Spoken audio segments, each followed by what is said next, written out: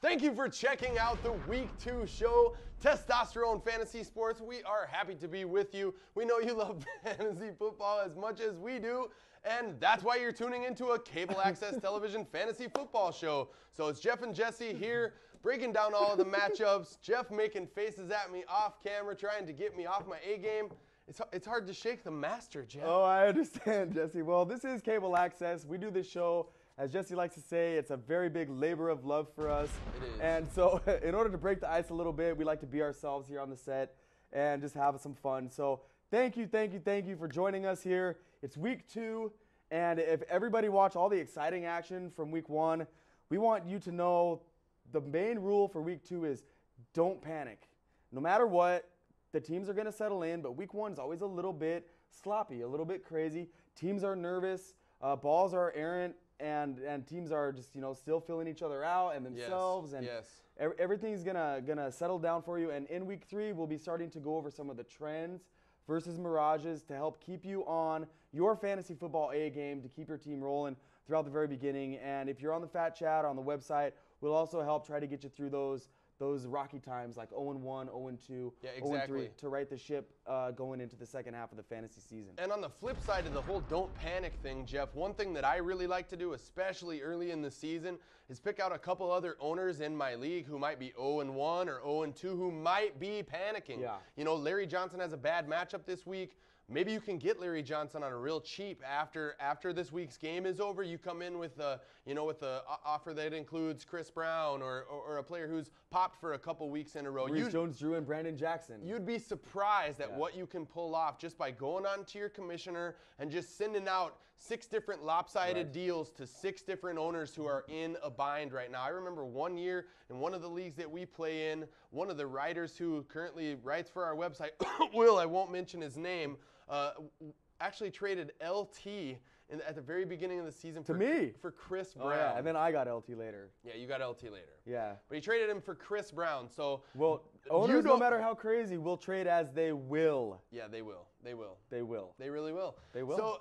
So don't be the guy who gets sapped into a crappy trade. Instead, be the guy who's offering the crappy trades, and maybe someone who's desperate will fall into giving you a great deal. So and then also flip side of that, anybody who gets an offer that you think is a little bit lopsided or any offer, a good rule of thumb realistically is to alter whatever offer you get just a little bit and therefore start the negotiating. And in that way, you can kind of protect your hind end from, your would-be buddy who's over there trying to skirt you a little bit. Yeah, exactly. An NFC West divisional matchup we're going to go to right now.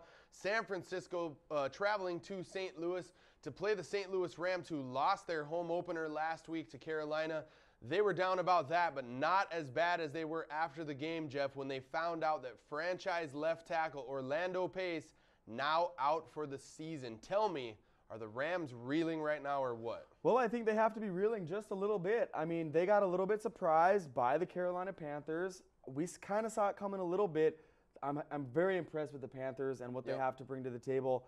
St. Louis, they were just the unfortunate kid who got the black eye by the bully in that situation. Now St. Louis in a big-time divisional matchup. San Francisco showed that they've got some defensive prowess as well. Yep. I think St. Louis is going to throw the ball a little bit more, and I do think that Steven Jackson will have more catches here in this game. Well, Steven Jackson was a fantasy bust last week, Jeff. A lot of fantasy owners out there paid through the nose for him in their auction or drafted him with the 2nd or 3rd overall pick. He rewarded them in week 1 with a really poor performance. I think he's going to get it going a little bit more here in this contest. They have to get him the ball in order to be effective on offense. He really sets the table for them, a la Marshall Faulk. So don't panic. If you have Steven Jackson, keep him in your lineup. He's playing the 49ers. Yeah, they looked okay on Monday night, but realistically, Steven Jackson should be able to come out in this matchup and put some nice points up for your offense. I think they're going to go to him early and often. What do you think about Frank Gore on the flip side? Little bit of a down week in week 1 when you consider that he was facing the Cardinals. Yeah, most definitely. Now the Cardinals, I think that their defense is starting to come around a little bit with the new system there. They've got some excellent playmakers on that team, some younger guys who are developing. I think Frank Gore is a weekly starter, obviously. You have to keep him in your lineup against St. Louis, a little bit of a softer defense. Adam Carricker starting to develop, but not there yet. And I think that between the tackles, Gore should be good, and around the outside, Gore should be great. To the tune of about 20 fantasy points for you in a standard format. Now, Alex Smith looked a little bit disheveled on Monday night. He's playing in a dome here against a team that can get beat, can get exposed deep, as you saw Steve Smith rip the Rams last week. What do you think about Alex Smith in here in this situation? I know some fantasy owners might be forced with an Eli Manning injury to maybe lean on a guy like Alex Smith. And what do you think about Darrell Jackson as his number one wideout? I think Alex Smith is average at this point right now in his development, and to me, Darrell Jackson is a decent player, but he's the only wide receiver that they seem to have on that team. Arnaz Battle had a touchdown last week. I don't know. I'm not real high on Darrell Jackson. I do like St. Louis a lot more at home than on the road, and I definitely think that Bulger, he's a hard guy to keep down at home. They're going to get it going in the passing game here. So a high-scoring game, in my opinion. The San Francisco's defense is a pretty good defense. They're really coming around. But in a dome in St. Louis, I think it could be a different story. Another game I think could have some points for fantasy owners is Green Bay traveling to face the Giants. The Giants are a team with some tremendous injury problems right now. Eli Manning, is he going to play? Isn't he going to play? Is he out for a month? Is he out for a week? He is practicing, but he's not throwing passes. What we do know for sure is that their starting tailback, Brandon Jacobs, hurt his knee last week. Jeff, he's out for the next 3 to 5 weeks, which really bums me out. I was high on this guy coming in, and right out of the gate, 6 carries into the season, cracking the bone. Catches the cracking the bone. So here they're going with Derek Ward, who is my pickup of the week. I shot my wad on him in the Muff League. $100 I spent on him this week in the claims phase. I think he's going to be able to do good here. He had 116 all-purpose yards last week on only 17 touches. Green Bay's D on the road, they're not as impressive to me. I think the Giants still have some playmakers, but really it comes down to whether Eli plays or not. Yeah, injury was definitely the story for the Giants in their game.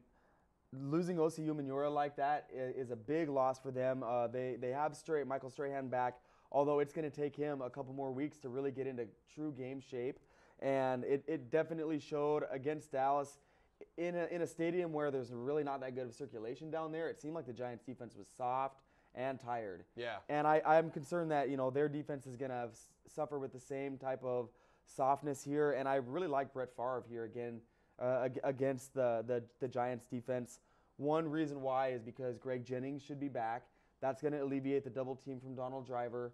And also, I don't really like the rushing game for the Packers. So I think they're going to have to throw the ball in order to compete in this game. Well, Jeff, the Giants gave up 327 yards passing last week. Right. I mean, we saw Tony Romo just throwing the ball around all over the place. So we know the Giants' defense is banged up, as is the Giants' offense.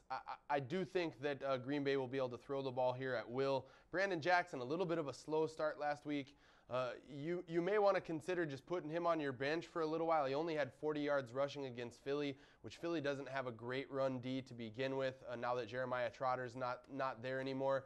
I do think that the best element in this game is the Green Bay passing attack. And I think Donald Driver, it appears he's over the foot injury. He's a safe play this weekend for sure. Yeah, I like Donald Driver a lot more now too. The big story in my opinion here is Plaxico Burress stepped onto the scene in last week's game and proved that he's uncoverable by 90% of the cornerbacks in the NFL.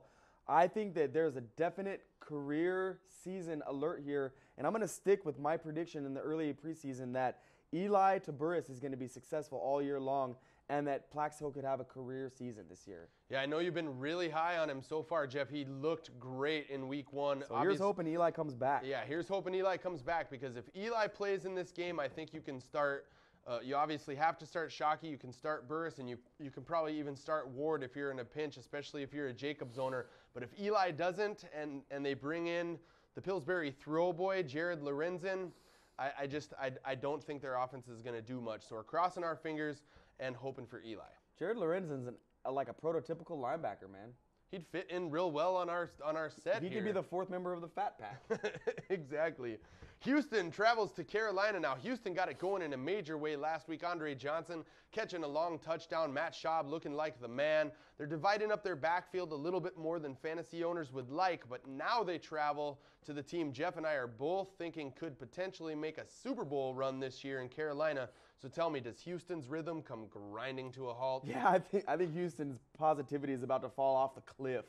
it's going to be like Wile E. Coyote going out into the – yeah, he'll stand there for a minute. The Texans will stand there for a minute. Matt Schaub will hold up a little sign that says Yelp and then crash down to, oblivion. It's going to be crazy. Carolina's going to crush. Yeah, I think you start your Panthers players with confidence here in this game. One guy I really like here in their rushing attack, D'Angelo Williams, is more of the future, but I see Deshaun Foster as being more of the now. Yeah. He won the game in the preseason. I like Foster here this week. He ran with some confidence last week, and he's going to be running a lot in the fourth quarter against Houston because this game will be in hand, and he should be slicing and dicing. Yeah. One player that I'm watching in this game, obviously Drew Carter, 2 touchdowns in week 1. He makes an excellent fantasy waiver wire acquisition for this week. The number 2 position on that team at wide receiver could be a value fantasy football-wise. As Jake Delhomme comes back to fantasy football proficiency, he's going to be looking for other guys to catch the ball besides Steve Smith. So the number 2 position on this team is valuable. Keep an eye on Drew Carter. Yeah, Dwayne Jarrett's just too young and too raw right now. A rookie. New Orleans traveling to Tampa Bay. Jeff, 2 teams that lost their openers. Now Tampa at home trying to get things righted against a New Orleans team that has to be really, really hungry after the way they got embarrassed on Monday night. I mean, this vaunted offense didn't get in the end zone. Yeah. Really embarrassing. I think New Orleans has a bounce-back performance in them this week. Oh, I think they're going to steamroll over the Tampa Bay Buccaneers, and there's 2 reasons why. First of all, they've got such a bad taste in their mouth. Bad. Like 3-day-old coffee, you know what I'm saying? Like so bad for them. It's like personal for Sean Payton and Drew Brees and the rest of the offense. And the other reason is they've got 3 extra days to prepare and to deal with those feelings. Right, exactly. They're going to roll. I say start all of your Saints. Yeah, I couldn't agree more here. Deuce McAllister scored in both of the meetings of these 2 teams last year. Deuce was shut down on Monday night, even though a lot of fantasy experts, myself included, thought Deuce would really produce well. I mean, pardon my saying, on Thursday night when he played. I thought he'd really produce well against Indy. He's going to produce well here. And the entire Saints offense is going to get it going. Now, on Tampa Bay's side of things, it's a completely different story altogether. I really don't like anybody on Tampa Bay's side of things. I definitely don't think that Joey Galloway and Jeff Garcia are going to be able to get it going. It just seems like Tampa Bay is going nowhere. They're getting older. Their defense has gotten quite a bit older. And they're just not even close to the same team that they were in 2003 when they won the Super Bowl. So I really don't like any of the Buccaneers now. Is Chucky going to be fired by the end of the season? He's probably on the hot seat in this situation, although I think that because they gave so much up for him, it's not really his fault. It's more of a personnel thing.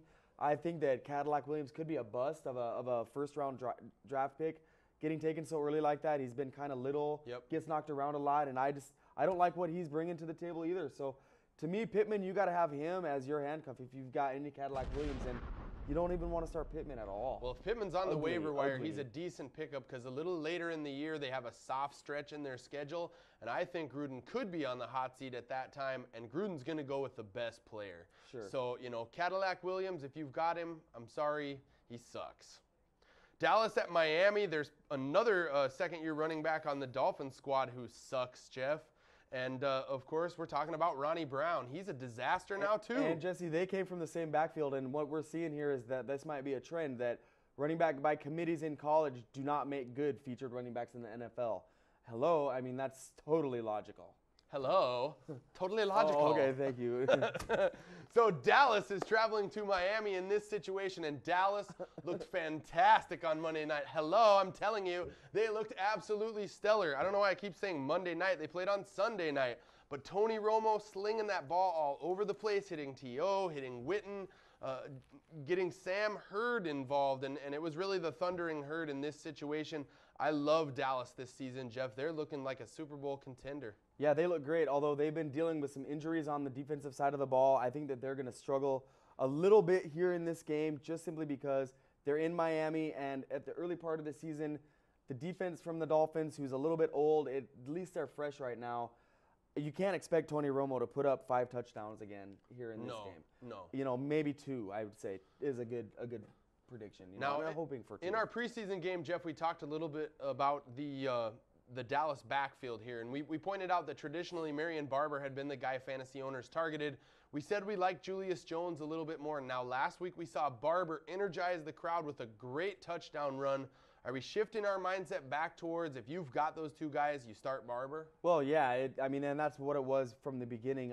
I had the feeling that Julius Jones would show some freshness just simply because he wants to get a new contract. Yeah. However, Marion Barber just has such a heart inside of him.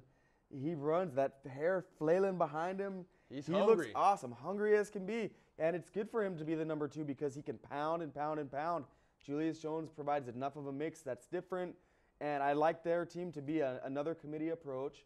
So it's not going to be that good for the fantasy thing, but they're going to be able to win more games with 2 backs, I think. There is a sleeper on Miami this week that I really like. I've talked to Jeff about it. He's not quite as high on him, but I think Chris Chambers offers a value for fantasy owners in this matchup this week. Look, Dallas's secondary is a little bit of a mess. Roy Williams, he's a great hitting safety, but he can't cover anyone. That's why Plaxico Burress went off for 3 touchdowns last week. Chambers is similar to Burress in his stature, real tall, can leap in the air, gets up. And last week, Chambers was surprising to me. He actually posted some numbers, 90-plus yards, had 6 or 7 catches. So if you've got Chambers and you have a hole that you need to fill in your lineup, you can consider starting Chambers this week, but pretty much all your other fins you want to avoid. Yeah, hopefully the weaving and swerving that Chris Chambers did the night that he was drinking and driving will come in handy on the field this week when he's weaving and swerving through the defense.